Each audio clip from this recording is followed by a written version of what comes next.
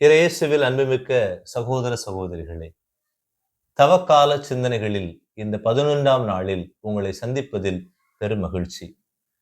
இந்த காணொளியை முதலாக பார்க்கின்றவர்களும், இந்த சேனலுக்கு முதலாக வருகின்றவர்களும் சேனலை சப்ஸ்கிரைப் செய்யவும். இந்த வெள்ளிக்கிழமையில் தவக்காலத்தின் 2ஆம் வெள்ளி. எனவே சிலுவை கற்றுத்தரும் பாடம் என்ற சிந்தனையில் உங்களோடு சில வார்த்தைகளை பகிர்ந்து கொள்ள விரும்புகின்றேன். ஒவ்வொரு நேரமும் நாம் இந்த சிலுவையை உற்று நோக்குகின்ற போது, ஆண்டவர் இயேசு கிறிஸ்து பாடுபட்டு மரித்த அந்த சிலுவையை பார்க்கின்ற போது அது ஒவ்வொரு பாடத்தை நமக்கு கற்றுத்தரும். எனவே இந்த நாளில் இந்த சிலுவை எதை நமக்கு கற்றுத்தருகிறது? உண்மையிலேயே இந்த சிலுவை கற்றுத்தருகின்ற பாடங்களை நம் வாழ்விலும் நாம் பின்பற்ற முடியுமா என்ற சிந்தனையோடு என்னோடு பயணியுங்கள். முதலாவதாக, இந்த சிலுவை உண்மையான அன்பை கற்றுத்தருகிறது. ஒரு உண்மையான அன்பு எப்படி இருக்க வேண்டும் என்பதை இந்த சிலுவை நமக்கு கற்றுத்தருகிறது. சிலுவை மரத்திலே அறையப்பட்ட ஆண்டவர் இயேசு கிறிஸ்து நமக்கு கற்றுத்தருகிறார். ரோமையர் புத்தகம் 5ஆம் அதிகாரம் இறைவார்த்தை 8, நாம் பாவிகளாக இருந்தபோதே கிறிஸ்து நமக்காக தம் உயிரை கொடுத்தார். இவ்வாறு கடவுள் நம்மீது கொண்டுள்ள தம் அன்பை எடுத்து காட்டியுள்ளார். நாம் பாவிகள், நாம் குற்றங்கள் செய்தவர்கள் என்பதை அறிந்த பிறகும் கூட நமக்காக இந்த கிறிஸ்து பாடுகள் பட்டார். ஏனென்றால் அவர் நம்மீது அன்பு கொண்டுள்ளார். இதைத்தான் யோவான் நற்செய்தி 3ஆம் அதிகாரம் 16வது இறைவார்த்தையில், தம் ஒரே மகன் மீது நம்பிக்கை கொள்ளும் எவரும் அழியாமல் நிலைவாழ்வு பெறும் பொருட்டு அந்த மகனையே அழிக்கும் அளவிற்கு கடவுள் உலகின் மேல் அன்பு கூர்ந்தார் என்று சொல்லப்படுகிறது. எனவே தன் ஒரே மகனை சிலுவை மரத்தில் கையளிக்கின்ற அளவிற்கு கடவுளுடைய அன்பு இந்த உலகின் மீது இருந்தது என்பதை இந்த சிலுவை மரம் நமக்கு கற்றுத்தருகிறது. நமது அன்பை நாம் யோசித்து பார்ப்போம். உண்மையிலேயே திருச்சிலுவை பாதையில் பங்கெடுத்திருப்போம் அல்லது இனிமேல் பங்கெடுப்போம். இந்த சிலுவையை பார்க்கின்ற போது நமது உள்ளம் நெருள வேண்டும். உள்ளம் நாம் வருந்தி, ஆண்டவரே உமது அன்பை மறந்து இருக்கிறேன், உமது அன்பை போல நான் மற்றவர்களை அன்பு செய்ய மறந்திருக்கிறேன் என்று நாம் அவரிடம் இந்நாளிலே மன்னிப்பு கேட்க வேண்டும். இரண்டாவதாக, இந்த சிலுவை மரத்திலே அறையப்பட்ட இயேசு கிறிஸ்து நமக்கு ஒரு மாபெரும் பண்பை நமக்கு சொல்லித் தருகிறார். அந்த பண்பு என்னவென்றால், பிறர் மனதை புரிந்து கொள்ளுதல், பிறருடைய சூழலை அறிந்து செயல்படுதல்.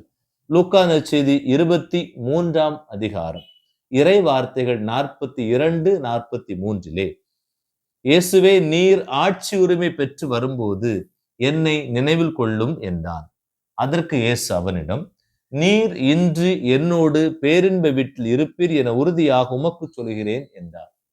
சிலுவை மரத்தில் வலியின் நேரத்தில், உடலெல்லாம் கிழிந்து இரத்தமெல்லாம் ஓடுகின்ற அந்த நேரத்தில் தன்னோடு அறையப்பட்ட அந்த மனிதன் இவரை பார்த்து கேட்கிறார், ஆண்டவரே நீர் ஆட்சி உரிமை பெறுகின்ற போது என்னை நினைவிற்கொள்ளும் என்று சொல்கிறார். நினைவு கூற சொன்ன அந்த மனிதருக்கு கடவுள் கொடுக்கின்ற மாபெரும் ஆசீர்வாதம், நீ இன்று என்னோடு வான்வீட்டில் இருப்பா என்று சொல்கிறார். எனவே அன்பிற்கின்றவர்களே, இந்த தவ காலத்திலே இந்த சிலுவை மரம் சொல்லித் தருகின்ற பாடம், நம்மை துன்புறுத்துகின்றவர்களுக்காக நாம் ஜெபிக்க வேண்டும். நமது வாழ்வில் பல்வேறு கஷ்டங்களை நமக்கு கொடுத்தவர்களாக இருக்கலாம், கொடுத்து கொண்டிருப்பவர்களாக இருக்கலாம்.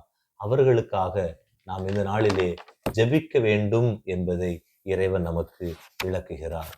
மூன்றாவதாக, சிலுவை மரம், சிலுவையில் அறையப்பட்ட இயேசு கிறிஸ்து நமக்கு கற்றுத்தருகின்ற பாடம் என்னவென்றால், மன்னிப்பின் பாடம்.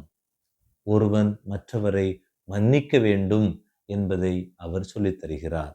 லூக்கா நற்செய்தி 23:34 சொல்கிறது, இயேசு, தந்தையே இவர்களை மன்னியும், ஏனெனில் தாங்கள் செய்வது என்னவென்று இவர்களுக்கு தெரியவில்லை என்று சிலுவை மரத்தில் தன்னை துன்புறுத்தியவர்களுக்காக மன்றாடி அவர்களுக்கு மன்னிப்பை பெற்றுக் கொடுக்கிறார்.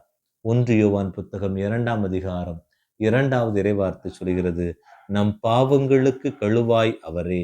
நம் பாவங்களுக்கு மட்டுமல்ல, அனைத்துலகின் பாவங்களுக்கும் கழுவாய் அவரே. அனைத்து உலகின் பாவங்களையும் இந்த சிலுவை மரத்தில் ஆண்டவர் அறைந்து மன்னித்து விட்டார். எனவே நான் முதலில் சொன்னேன், நம்மை துன்புறுத்தியவர்களுக்காக ஜெபிக்க வேண்டும். ஜெபிப்பதோடு மட்டுமல்லாமல் அன்பிற்கினியவர்களே, மன்னிக்க கற்றுக்கொள்வோம். தவக்காலத்தின் மாபெரும் மாபெரும் செயல்களில் முதன்மையாக இந்த மன்னிப்பு விளங்குகிறது. எனவே மன்னிப்பின் பிள்ளைகளாக நம்மை மன்னிக்காதவர்களுக்காகவும் நாம் மன்னிக்க முடியாதவர்களுக்காகவும் இந்த தவக்காலத்திலே அவர்களை மன்னிக்க முயற்சிப்போம். அவர்களிடம் நாம் சமமாக அவர்களோடு மீண்டுமாக உறவை புதுப்பித்துக் கொள்ள முயற்சிப்போம். ஜெபிப்போம். அன்பு இறைவா, நீர் சிலுவையில் கற்றுத்தந்த அன்பின் பாடத்தை, உமது பண்பின் பாடத்தை, மன்னிப்பின் பாடத்தை நாங்கள் உணர்கிறோம். எனவே நாங்கள் ஒருவர் மற்றவரை அன்பு செய்யவும், ஒருவர் மற்றவரை ஏற்றுக்கொண்டு ஜெபிக்கவும், ஒருவர் மற்றவரை மன்னித்து நல்ல உறவு முறையோடு நாங்கள் வாழவும் எங்களுக்கு உமது சிலுவையின் ஆசீரை தாரும். ஆமேன்.